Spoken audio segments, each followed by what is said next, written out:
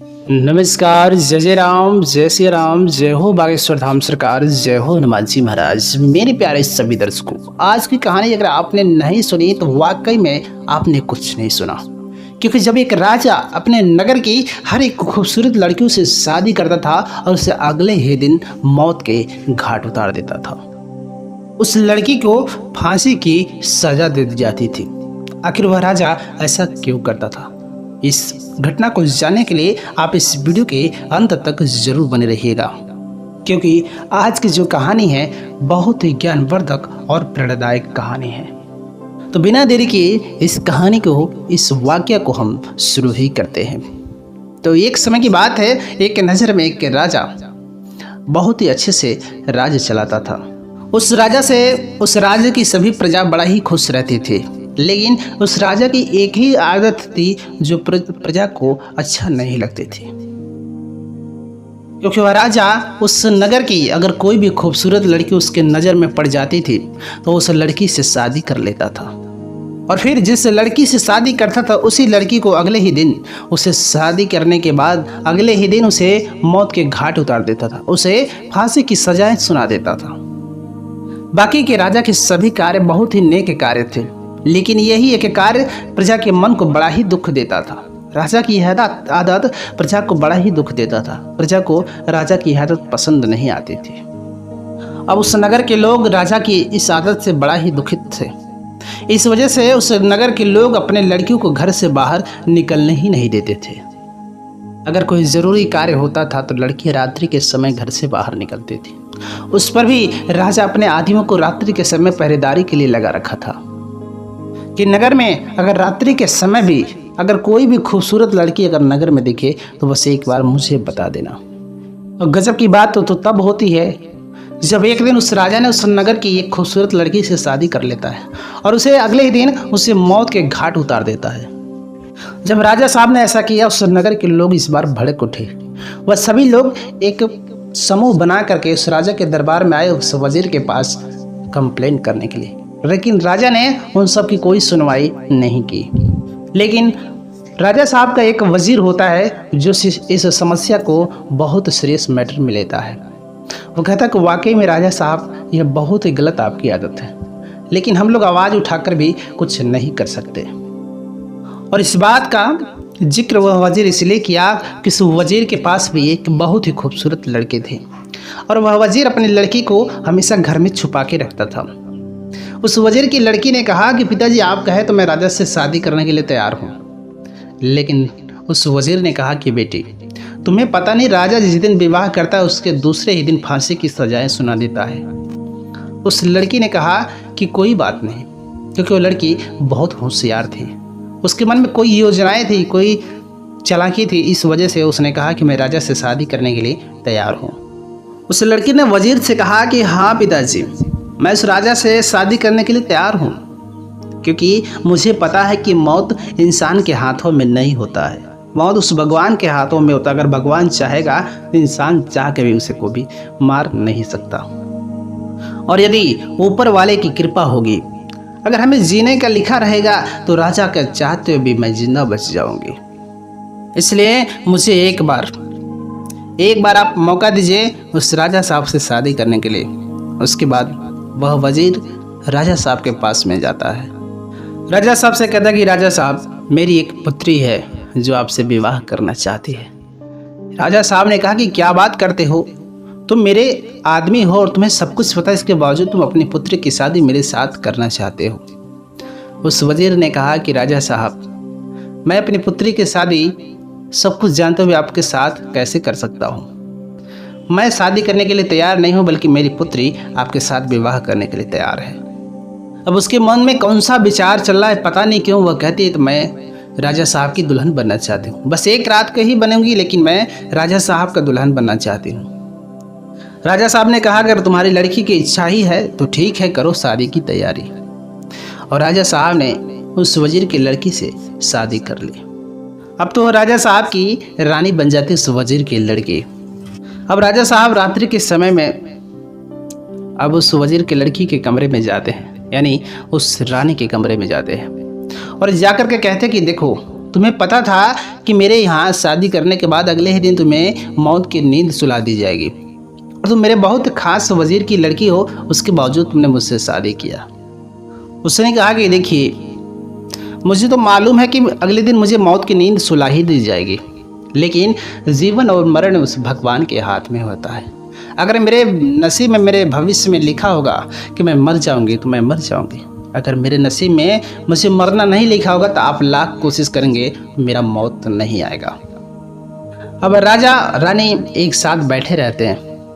अब रानी कहती कि देखिए, आज की रात पूर्णतः आपके ऊपर मेरा अधिकार है, इसलिए मैं आपको आज कुछ सुनाना चाहती हूँ। राजा ने कहा कि क्या सुनाना चाहती हो? तो उस लड़की ने कहा, उस वजीर की लड़की ने कहा राजा साहब से, आप जो कुछ भी कहिए सुनाने के लिए, आज गाना के, कहानी के, जो कुछ भी कहिए, आज मैं बहुत खुश हूँ, आज मैं आपको कहानी सुनाऊंगी। राजा साहब बड़ा हैरान होते हैं कि जब कोई भी लड़कियां मुझसे विवाह करती है तो उस दिन बहुत डरी रहती है, सहमी रहती है, लेकिन ये कैसी लड़की है, बड़ा ही खुश है और इसे बहुत ही अच्छा लग रहा है, ये मुझे कुछ सुनाने के लिए बड़ा ही प्रफुल्लित हो रही है। उसके बाद वह लड़की आखिरकार राजा को एक कहानी सुनाती है। जब वो कहानी सुनाती है तो राजा से पहले पूछ उठती है कि राजा साहब, मैंने यह कमरे में एक फ़ोटो देखी, वह कैसी फ़ोटो है? आखिर वह चित्र किसका है? कि जो एक आदमी एक स्त्री को चुम्बन कर रहा है, आखिर वह किसका चित्र है? राजा साहब ने कहा कि इसके बारे में न ही पूछो तो ही सही है, इसीलिए तो यह सारा का सारा गुनाह होता है, क्योंकि मुझे स्त्री जात पर विश्वास नहीं है और इसी वजह से मैं जिससे भी विवाह करता हूँ उसे अगले ही दिन मौत का नींद सुला देता हूँ। उस लड़की ने कहा कि राजा साहब, आखिरकार इस राज का बात क्या है, आप मुझे बताइए तो। राजा साहब ने कहा, अगर तुम नहीं मानते तो लो, मैं इसके बारे में बताता हूँ। मेरी जो रानी साहिबा थी ना, मैं उससे बहुत प्रेम करता था, बहुत मानता था, बहुत सम्मान देता था। मैं कहीं पर भी जाता था, रानी के बगैर अच्छा नहीं लगता था, मैं भागा दौड़ा रानी के पास चला आता था। लेकिन एक दिन गजब की बात तो तब हो जाती है कि जब मैं शिकार खेलने गया रहता हूँ और जब शिकार खेल करके आया तो मेरे एक मामूली नौकर के साथ मेरी रानी रंगरलियां मना रही होती है और ये नज़ारा देखते ही मेरा खून खौल उठा और मैं तुरंत उन दोनों को फांसी की सजा चढ़ा दिया। और तभी से हम उन दोनों लोगों को चित्र को इस फोटो में सजा करके रखा हो, इसलिए मुझे स्त्री जात पर विश्वास ही नहीं होता है, कोई भी स्त्री। इसलिए मैं यही चाहता हूँ कि कोई भी स्त्री हो, मेरी रानी बनने के बाद वो किसी गैर मर्द के साथ हम बिस्तर हो, ये मुझे बर्दाश्त नहीं होगा। इसलिए मैं एक रात बिताने के बाद मैं हर लड़की को फांसी की सज़ा सुना देता हूँ। अब राजा साहब की ये बातें सुनकर वह वजीर की लड़की, वह रानी बड़ा ही हैरान हो जाती है। अब वह सोचने लगती है कि राजा साहब का इस भ्रम को तोड़ना ही होगा, क्योंकि सारी की सारी स्त्रियाँ एक जैसी नहीं होती, सारी स्त्रियाँ चरित्रहीन नहीं होती हैं। कुछ ऐसी स्त्रियाँ भी होती हैं वो बहुत पाक होती हैं, बहुत पवित्र होती हैं। राजा को इस भ्रम से निकालना ही होगा, लेकिन इसके लिए राजा को इसका ज्ञान होना ज़रूरी है। वो राजा साहब से कहते हैं कि मैं आज आपको एक बहुत ही सुंदर प्रसंग और कहानी सुनाऊंगी। राजा साहब कहते हैं कि ठीक है, तुम कहानी सुनाओ। उसके बाद वह वजीर की लड़की कहानी सुनाना शुरू कर देती है कि एक बार की बात है, एक राजा थे, उनका एक छोटा सा परिवार था। उनकी 3 बेटियां थीं, एक पत्नी थी और एक बेटा था। उस राजा का यही छोटा सा परिवार था। अब उस राजा साहब की जो बेटियां थीं वो राजा साहब का बड़ा ही ख्याल रखते थे। जो रानी साहिबा थी वो भी अपने पतिदेव का बड़ा ही ख्याल रखती थी, समय समय पर खाने पीने का हर चीज़ का ध्यान देती थी। एक दिन राजा साहब ने अपने बेटियों से कहा कि देखो बेटी, मुझे लंबा टूर पे जाना है, दूर सफ़र में जाना है, और क्यों ना तुम लोग मुझे खाने पीने के लिए कुछ इंतजाम कर लो, रास्ते में मैं खा पी लूँगा। अब उस राजा की जो 3 बेटियां थी वो अपने पिताजी के लिए रास्ते में खाने के लिए खजूर रखा। उन्होंने कहा कि पिताजी, आप इस खजूर को रास्ते में खा लीजिएगा। अब राजा घोड़े पे सवार होते हैं, उस खजूर को पीठ पर बांध करके रवाना हो जाते हैं। अब राजा साहब जाते जाते एक जंगल में चले जाते हैं और उन्हें बहुत ज़ोरों से भूख और प्यास लगती है। राजा साहब सोचने लगते हैं कि अगर मैं खजूर को खाऊंगा और भूख मिटने के बाद मुझे प्यास लगेगी, मैं अपना प्यास मिटाऊंगा कैसे। वह राजा साहब बड़ा ही हैरान होते हैं। राजा साहब पानी की तलाश करते करते एक कुएं के पास पहुंच जाते हैं। जब उस कुएं के पास पहुंच जाते हैं बड़ा ही प्रसन्न होते हैं कि चलो पानी का इंतजाम हो गया। उसके बाद उन्होंने सोचा चलो अब खजूर खा करके और जो है पानी पी लेते हैं। राजा साहब जब खजूर खाते हैं तो वहीं पर खजूर का एक बीज फेंक देते हैं, और जब उन्होंने उस खजूर के बीज को उस कुएं में फेंक दिया तो खजूर का बीज जाने से उस कुएं का पानी गंदा हो जाता है, और गंदा होते ही उसमें से एक जिन तलवार लिए निकलता है।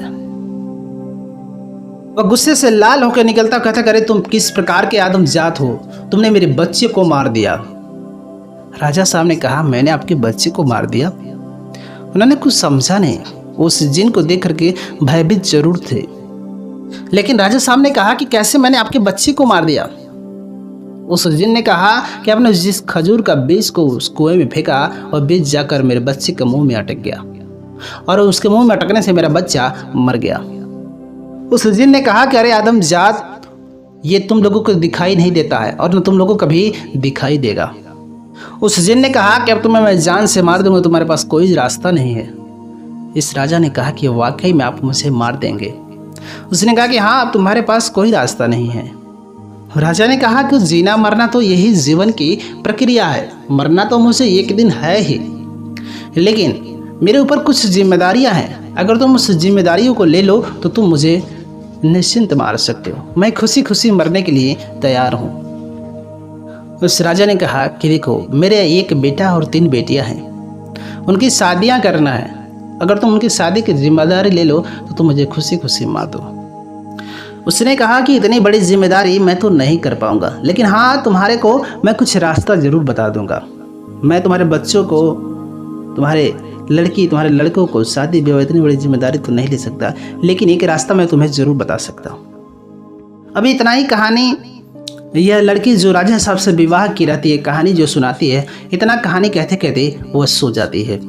राजा साहब ने कहा कि अरे उठो उठो उठो, कहानी सुनाओ। उसने कहा कि नहीं, अब कहानी मैं कल सुनाऊंगी। उसके बाद वह सो जाती है। सुबह हो जाता है। राजा साहब ने कहा कि देखो, आज तुम्हें फांसी की सज़ा दे दी जाएगी। उस लड़की ने कहा कि कोई बात नहीं, आप मुझे फांसी की सज़ा निश्चिंत दे सकते हैं। राजा ने कहा कि अरे यार, मैं इतनी सारी लड़कियों से विवाह किया और फांसी की सज़ा देने के टाइम सभी लड़कियां डर रही थी, सहम रही थी, डर रही थी, लेकिन तुम्हारे अंदर थोड़ा भी डर सहम नहीं है। आखिर इसका राज क्या है? आज तो तुम्हें मर जाना है, लेकिन इससे पहले तुम मुझे बता दो, आखिर उस जिन ने उस राजा को मारा कि नहीं मारा? उस लड़की ने कहा इसके लिए तो आपको रात का इंतजार करना होगा। उस राजा ने कहा कि चलो, मैं उस कहानी के लिए तुम्हें आज की रात और छोड़ देता हूँ। आज की रात तुम एक जिंदगी और जी लो, लेकिन उस कहानी को मुझे सुनाओ दो। वह दिन भर अपना काम काज करती है। अब उसे फांसी की सज़ा नहीं होती है, और वह वजीर भी बड़ा ही खुश होता, जिसकी बेटी थी वह भी बड़ा खुश था कि चलो, मेरी बेटी की ज़िंदगी की एक दिन और तो बच गई। अब रात्रि का समय होता है, कमरे में सोने के टाइम अब राजा को बहुत उत्सुक होता है कि इस जिन ने उस राजा को मारा कि नहीं मारा। इस कहानी को सुनने के लिए वह राजा बड़ा ही उत्सुक था। उसके अंदर बहुत बेचैनी थी कि आखिरकार हुआ क्या, उस राजा को जिन ने मारा कि नहीं मारा। अब राजा ने उस वजीर की लड़की उस रानी से कहा कि देखो, मेरे तुम्हारे ऊपर पूरा हक है, इसलिए तुम्हें मुझसे जल्द से जल्द उस कहानी को सुनाओ। उस लड़की ने कहा कि ठीक है, अब शाम हो गई, आज मैं आपको इस कहानी को फिर से सुनाऊंगी। उस लड़की ने कहा कि राजा साहब, मैं कहाँ तक कहानी सुनाई थी आपको? उस राजा साहब ने कहा उस जिन ने राजा को मारा कि नहीं मारा, यहाँ तक तुमने कहानी सुनाई थी। उस रानी ने कहा कि देखिए, उस जिन ने उस राजा को 40 दिन का टाइम दिया कि मैं तुम्हारी जिम्मेदारी नहीं ले सकता, इसलिए मैं तुम्हें 40 दिन का टाइम देता हूँ। जाओ, 40 दिन के बाद आना, फिर मैं तुझे मारूंगा। फिर होता क्या है, जब 40 दिन का टाइम देता हुआ राजा वहाँ से चले जाते हैं। जब घर में वापस जाते हैं तो बड़ा ही निराश रहते हैं। अपने अंदर ही अंदर इस बातों को सोच करके वो बड़ा ही निराश होते हैं। ना अपने बेटी को, ना अपने बेटे को, किसी को इस बात के बारे में नहीं बताते हैं। और वह एक कागज़ लिखे रहते हैं। जैसे जैसे दिन बीतता जाता है, वैसे वैसे उस कागज़ पे वह नोट करते रहते हैं। और जब आखिरी के 10 दिन बचे रहते तो राजा साहब बड़ा ही निराश होते हैं और जल्दी जल्दी अपने बेटे और बेटियों की शादी ढूंढना शुरू कर देते, शादी करना शुरू कर देते हैं। अब उनके आखिरी के जब 5 दिन बचे थे, सब कुछ कार्य से निपुण हो चुके थे, अपने बेटे और बेटी की शादी कर चुके थे और 5 दिन बचे थे। राजा बड़ा ही निराश बैठे थे। अब उनकी रानी आती है और राजा साहब से कहते हैं कि आप जब से जंगल से शिकार करके आए हैं तभी से आपके मन में हमेशा निराशा रहती है। आखिर इसका क्या राज है, आप तभी से बहुत उदास रहते हैं। और राजा ने अपनी पत्नी से एक भी बात नहीं छुपाई। उन्होंने सारी की सारी बातें अपनी पत्नी से बता दी कि ऐसी ऐसी बात है और मुझे 5 दिन का मोहलत, इस 5 दिन के बाद मैं इस दुनिया से चला जाऊंगा। अब मैं यहाँ पर नहीं रहूँगा क्योंकि वह जिन मुझे छोड़ेगा नहीं। और रानी साहिबा ने कहा कि अरे मैं उस जिन के पास में चलूँगी। आप इस दुनिया में नहीं रहेंगे तो मेरी रहने का क्या मतलब है? अरे बेटे बेटियों के तो विवाह हो गया है। अगर आप इस दुनिया में नहीं रहेंगे तो मैं रह करके क्या करूँगी? मैं भी आपके साथ उस जिन के पास में चलूँगी। वह राजा कहते कि नहीं, आप मेरे साथ नहीं जाएंगे, आपको घर पे रहना है क्योंकि सबसे ज़्यादा बेटा को अगर ज़रूरत होता है तो वह माँ की ज़रूरत होता है। बेटे के लिए आपको घर पे रहना है। राजा साहब ने कहा कि तुम अपने बेटे और पोतों की सेवा सत्कार करना। हाँ, अगर बेटा नहीं मानता, तुम्हें घर में नहीं रखेगा, दाना पानी सही से नहीं खिलाएगा, तो तुम खूबसूरत हो, नौजवान हो, तुम विवाह कर लेना, दूसरी शादी कर लेना। रानी साहिबा ने कहा कि आप क्या बातें करते हैं, इससे अच्छा मैं मर क्यों न जाऊँ। मैं ऐसे नर्क में जाने से अच्छा कि मैं मर क्यों न जाऊँ। मैं इसके बारे में सपने में भी नहीं सोच सकती कि मैं आपको छोड़ के किसी और के साथ विवाह करने जाऊँ। मेरे बेटे और बहू हो गए हैं और मैं शादी करने जाऊँगी। अगर आप नहीं रहेंगे, मेरे बेटे बहू नहीं रखेंगे तो मैं भी मर जाऊँगी, लेकिन मैं ऐसा कदापि कदम नहीं उठाऊँ। राजा साहब ने कहा कि नहीं, अगर तुम्हारे बेटे और बहू नहीं रखेंगे तुम दूसरा विवाह कर लेना। अब वजीर की लड़की जिस राजा को कहानी सुना रही थी उस राजा ने कहा कि क्या गजब की पत्नी है, ऐसी पत्नी मैंने आज तक नहीं देखा। वह वजीर की लड़की, वह रानी कहती कि राजा साहब हाँ, कुछ ऐसी स्त्रियां होती हैं जो अपनी पति को कभी भी धोखा नहीं दे सकती हैं। वह रानी कहानी सुनाने लगती है कि वह राजा अपनी पत्नी को समझा बुझा करके उस जिन के पास, उस कुएं के पास में चला जाता है। अब राजा जब कुएं के पास में जाते तो जिन को बुलाते हैं। जिन को बुलाने के बाद मैं कहती कि देखो जी, मैं वादे के मुताबिक सारा काम समाप्त करने के बाद मैं 40 दिन के बाद तुम्हारे पास आ गया हूँ। वह जिन उस राजा को देखकर बड़ा ही प्रसन्न होता है। उसने कहा कि अरे आदमजात, मैं तुम जैसा आदमजात आज तक नहीं देखा। तुम बहुत एक सच्चे और नेक दिल का इंसान हो। अगर दूसरा कोई होता तो अपनी जान बचाने की कोशिश करता, लेकिन मैं तुम्हारे घर तक तुम्हारा पीछा करते गया और जो तुमने कहा था वो सारी बातें सच थे। तुमने सारा काम पूरा करके और अपने आप इस कुएं के पास में चले आए, इसलिए मैं तुम पर बड़ा ही प्रसन्न हूँ और तुम्हें प्रसन्न हो करके जाओ। आज मैं तुम्हें प्राण दान देता हूँ। इस धरती पे नेक इंसान बड़ा ही मुश्किल से मिलते हैं और तुम जैसे नेक इंसान को मार करके मैं ऐसा पाप कदापि नहीं कमाना चाहता हूँ। मैं तुमको मार करके पाप का भागी नहीं बनना चाहता हूँ, क्योंकि तुम एक भगवान के नेक बंदे हो। और इस तरीके से वह जिन उस राजा साहब को छोड़ देता है और राजा साहब अपने परिवार में चले जाते हैं। अब तो यह कहानी यहीं पर समाप्त हो जाती है। उसके बाद जो रानी साहिबा इस कहानी को सुना रही होती हैं उस राजा से कहते कि देखिए राजा साहब, हर स्त्रियां एक जैसी नहीं होती। हाँ, कुछ स्त्रियां होती हैं चरित्रहीन होती हैं, कुछ स्त्रियां होती हैं जो अपवित्र होती हैं, अपने पति के होते हुए भी अपने पति की चिंता नहीं करती हैं, वो अपने मुंह को कहीं और काला कर देती हैं। लेकिन सभी स्त्रियां एक जैसे नहीं होती। अगर कोई एक स्त्री गलती करती है तो ऐसी सभी स्त्रियां नहीं हो सकती। कुछ चंद ऐसी स्त्रियां होती हैं जो पति के होते हुए भी अपवित्र होती हैं। अब उस लड़की ने राजा साहब से कहा कि देखिए राजा साहब, हाँ हम मानते हैं कि आपकी पत्नी ने आपके साथ धोखा दिया। अब जब इस चित्र को देखते होंगे आपके शरीर में गुस्सा पैदा होता होगा, आपके खून खौल उठते होंगे। ये जो चित्र आपके घर में रखा है वह चित्र आपके मन को भ्रमित कर देता है, आपके मन में गुस्सा पैदा करता है। लेकिन आपको इस बात का पता चल ही गया होगा कि संसार में सभी स्त्रियां एक जैसे नहीं होती हैं। कुछ अपवित्र होती हैं, बदचलन होती हैं, लेकिन कुछ पाक दिल और पवित्र स्त्रियां भी होती हैं।